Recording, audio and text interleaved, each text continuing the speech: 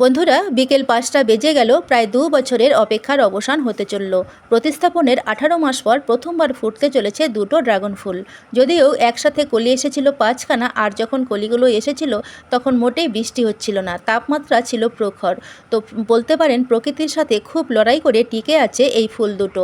আপনাদের শুভকামনায় আশা করি ফুল দুটো ফলের পূর্ণতা পাবে। চারা প্রতিস্থাপনের পর থেকে প্রচুর ব্রাঞ্চ এসেছিল, কিন্তু ৩ ফিটের নিচে আমি কোনো ব্রাঞ্চ রাখিনি। পরবর্তীতে রিং পরিয়ে দিয়েছি, কারণ রিং পরিয়ে না দিলে ডালগুলো ঝুলে না পড়লে ড্রাগন গাছে আবার কলি আসে না। টবের মাটিতে কখনো অতিরিক্ত জল দিইনি। পর্যাপ্ত খোলামেলা এবং প্রচুর সানলাইট পাচ্ছে এখানে। ড্রাগন গাছ জৈব কম্পোস্ট খাবার খেতে ভীষণ ভালোবাসে, তাই গাছকে হেলদি করতে এবং ঝোপালো করতে সর্ষের খোল পচা জল দিয়েছিলাম। এতে প্রচুর নাইট্রোজেন থাকে। তবে ফলের সিজনে নাইট্রোজেন সমৃদ্ধ খাবার একেবারে বন্ধ করে দিয়ে পটাশিয়াম সমৃদ্ধ খাবার দিচ্ছিলাম। মনে রাখবেন, ফলের সিজনে নাইট্রোজেন সমৃদ্ধ খাবার বেশি পেলে ফলের পরিবর্তে ব্রাঞ্চ চলে আসবে। ড্রাগন গাছে তাড়াতাড়ি ফল আনতে আমি কী ব্যবস্থা নিয়েছিলাম সে ব্যাপারে প্রচুর ভিডিও দিয়েছি। আশা করি সেইভাবে আপনাদের গাছেরও যত্ন নেবেন।